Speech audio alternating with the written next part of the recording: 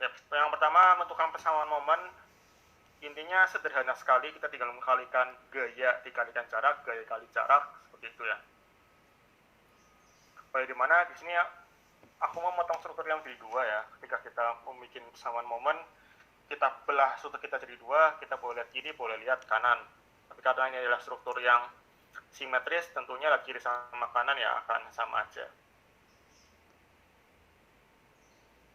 Biasanya aku lihat ke kiri, kemudian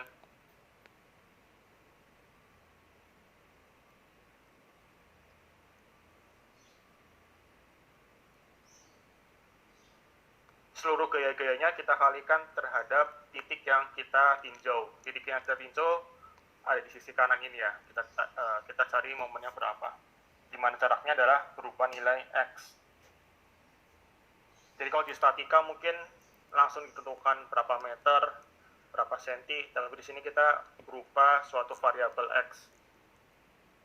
Oke, secara penulisan seharusnya tambahin lagi, di mana X adalah antara 0 sampai 10 meter. Benar ya? Ya. Artinya X itu hanya berlaku untuk titik 0 meter sampai 10 meter.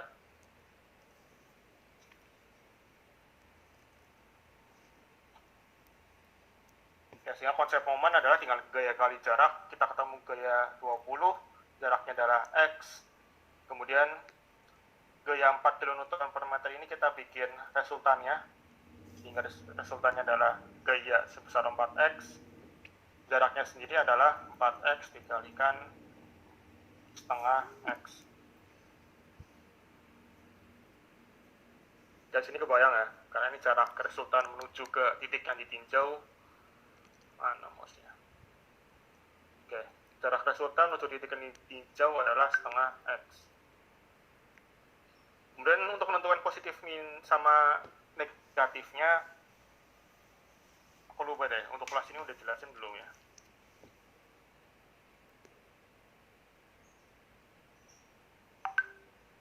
Nggak apa-apa, diulangin aja Pak. Ya.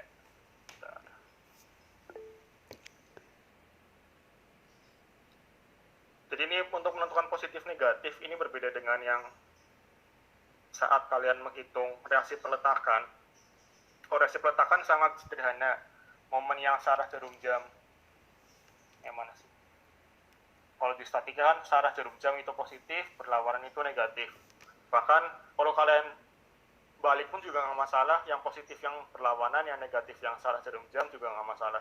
Kalau di konsep menghitung reaksi peletakan.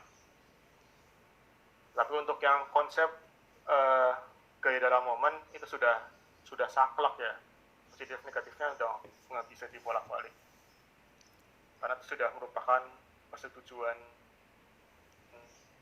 bersama.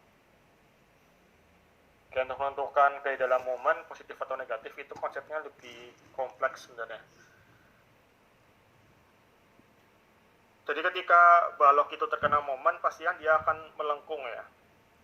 Dan aku biasa megang penggaris.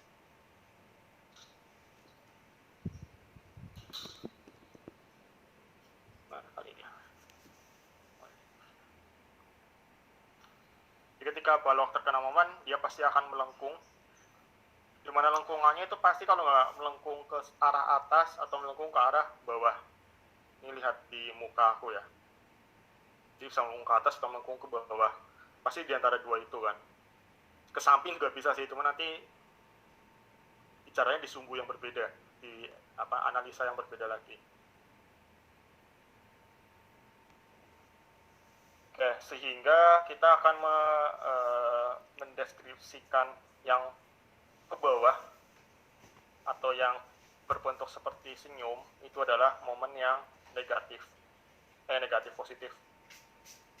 Kebalikannya untuk yang lengkungannya berbentuk muka cemberut itu adalah negatif.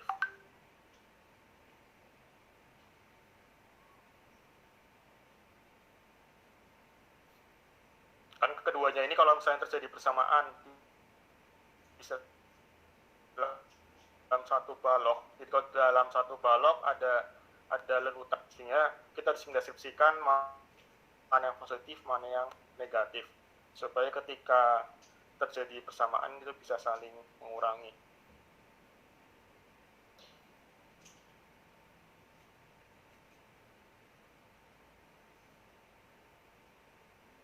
Ya, semua gaya-gaya yang aku gambar ini adalah gaya-gaya yang menyebabkan lengkungan tersebut. Jadi ada gaya ke atas, ada momen perlawanan, ada momen yang searah juga. Ini semua gaya-gaya menyebabkan mata kita berbentuk tersenyum. Sedangkan yang cemberut, arahnya lebih seperti ini.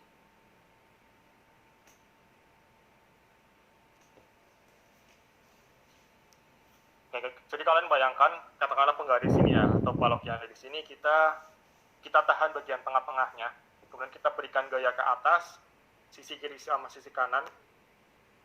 Keduanya itu akan menyebabkan balok kita tersenyum.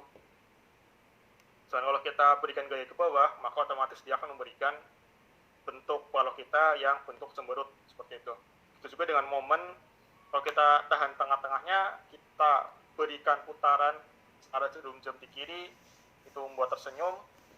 Berlawan arah jarum jam di sebelah aku lihat layar ya, kanannya tadi, sebelah kanannya itu juga akan tersenyum juga. Jadi artinya kalau kita melihat ke kiri struktur kita, ada gaya ke atas sama ada momen searah jarum jam. Jadi bagian sini ya, ada gaya ke atas sama ada momen searah jarum jam, itu adalah momen-momen yang positif. Kalau kita lihat ke kanan, ada gaya ke atas sama ada momen perlawanan jarum jam, itu juga positif. Begitu juga ini yang negatif ya, tinggal kebalikannya.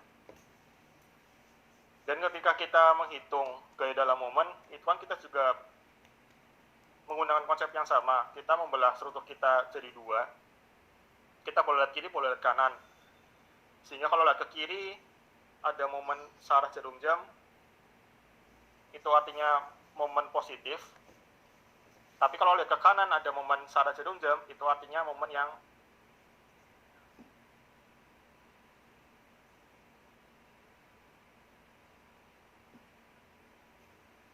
negatif. Jadi kalau gaya gampang ya. Tapi ketika berbicara momen, itu yang sedikit agak rumit. Kalau kita sedang melihat ke kiri, ada momen searah jarum jam itu positif. Tapi kalau sedang lihat ke kanan, ada momen searah jarum jam, itu adalah momen yang negatif, kebalikannya. Jadi gambar ini, ya kalau perlu di screenshot.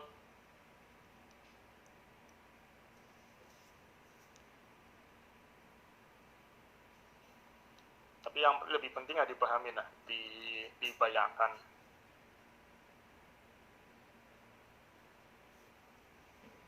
Ya, sehingga semua momen sehingga yang 20x itu adalah nilainya positif karena dia ke atas, dan yang 4x kali setengah x dia negatif karena arahnya ke bawah. Oke, dia sekarang menjadi 20x minus 2x kuadrat. Kemudian kita bikin persamaan theta sama delta, tinggal diintegrasikan sekali dua kali ya, sekali jadinya yang theta, dua kali hasilnya buat yang delta. Dan jangan lupa ketika proses integrasi pasti akan muncul konstanta C1, C2 dan seterusnya. Diintegralkan sekali dapat konstanta C1, diintegralkan sekali lagi dapat konstanta C2. Dan selanjutnya kita harus menentukan berapakah nilai konstanta yang ada.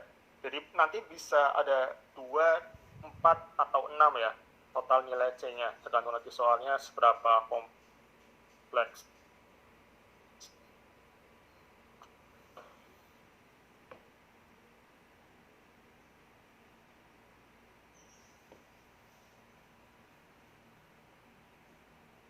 Mungkin minggu depan akan aku jelaskan kalau soal yang berbentuk C-nya sampai 4.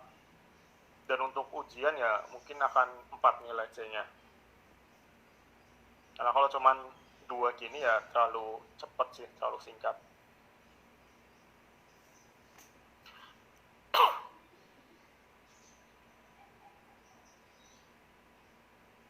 Oke, dalam menentukan nilai C, kalian harus pahamin bagaimana struktur itu akan berubah bentuk. Jadi yang perlu kita tekankan di sini adalah ketika balok kita berada di perletakannya,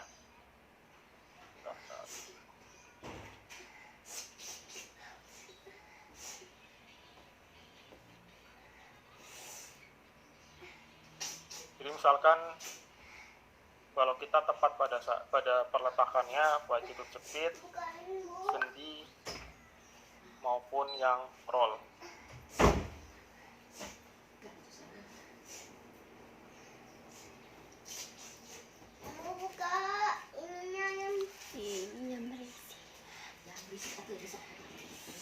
Balok yang tepat berada di titik jepit, sendi, atau roll itu punya nilai delta sama dengan 0. Karena dia sudah pasti tidak bisa melendut ya, tidak bisa menurun secara elevasinya. Secara kedudukannya dia mungkin menurun ya, karena dia sudah menempel sama peletakannya. Sedangkan untuk putaran sudut itu yang berbeda-beda. Untuk yang jepit, putaran sudutnya adalah 0 karena dia sifatnya sudah menjepit sempurna. Jadi kayak penggaris ini ketika aku pegang secara kuat tidak bisa berputar, tapi dijepit sempurna seperti ini, tepat di peletakannya itu tidak bisa berputar sama sekali. Dia bisa berputar ketika sudah menjauh dari peletakannya, lepas dari momen, lepas dari putaran, sehingga putaran seperti apapun dia bisa mengikuti. Jadi untuk yang sendi sama roll, deltanya itu tidak sama dengan 0.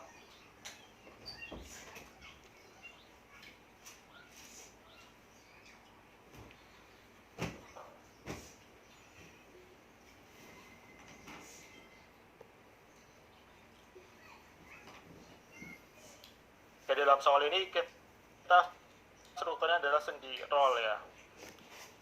Dan karena sendi sama roll itu deltanya pasti 0, kita harus membuat persamaannya. Jadi kita harus merefer ke titik-titik peletakannya. Yang pertama untuk yang sendi ya, kita sendi sebelah kiri. Untuk merefer ke sendi tersebut, maka nilai X-nya harus 0. Untuk berpatokan ke sendi tersebut ya, sendi yang di sini, maka X-nya harus 0. Karena X itu bergerak dari kiri ke kanan. Yang di sini, maka X-nya harus 0. Maka kalau X-nya 0, deltanya harus 0. Kemudian kalau untuk merefer ke roll sebelah kanan, maka kita pasang X-nya adalah 10 meter. Mananya kita yang delta ya. Kita bentuk nilai deltanya sehingga akan mendapatkan nilai C. Dedek, itu tarikin dek. Jadi karena di sini ada 2 nilai C yang kita namakan, 1 C 2. Kontaknya tarikin. Jadi ketika kita membuat persamaan pun kita harus membuat 2 persamaan. Begitu juga kalau saya nanti C-nya ada 4, ada 6 ya, kita harus membuat persamaannya 4 sama 6. Tergantung dari jumlah C yang tidak diketahui.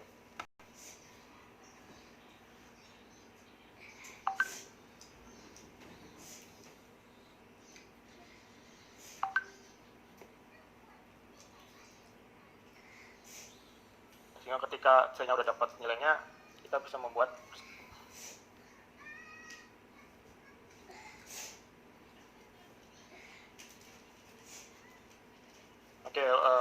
pada dasarnya ketika sudah dapat 2 persamaan ini udah selesai untuk yang metode integrasi.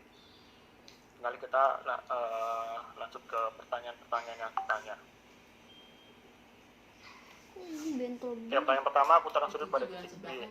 Titik B ada di sini. Jadi karena kita nilai X-nya bergerak dari kiri kanan, maka kita harus memasukkan X-nya adalah 10 ya, karena dia berada di ujung paling kanan. di sini kita masukkan X sama dengan 10, masukkan ke persamaan putaran sudutnya.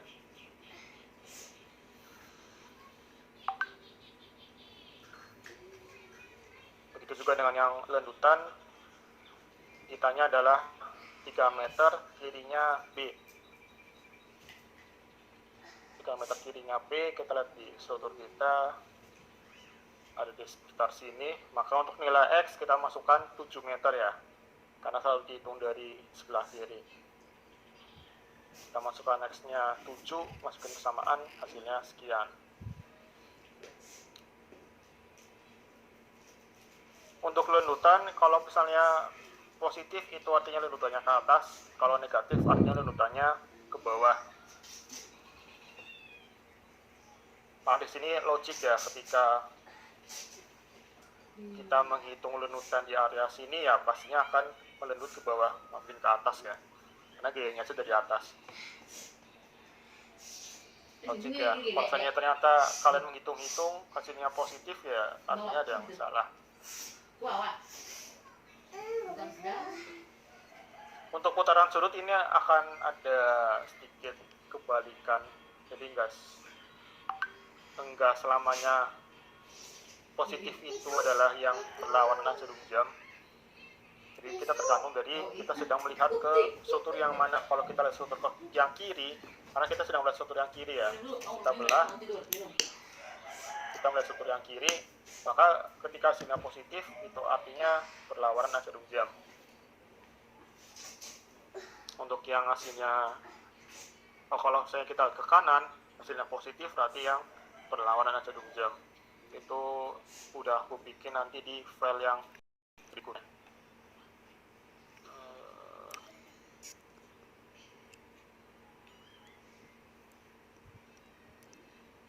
Ada di sini, catatan sini. Ada di file yang kedua ya, 1/2. Jadi kalau kita mengasumsikan X dari kiri kanan seperti yang tadi kita lakukan, positifnya putaran sudut artinya berlawanan jarum jam, positifnya lenutan itu ke atas. Kalau X dari kanan kiri, positifnya putaran sudut adalah searah jarum jam, untuk lenutan positif tetap sama ke atas.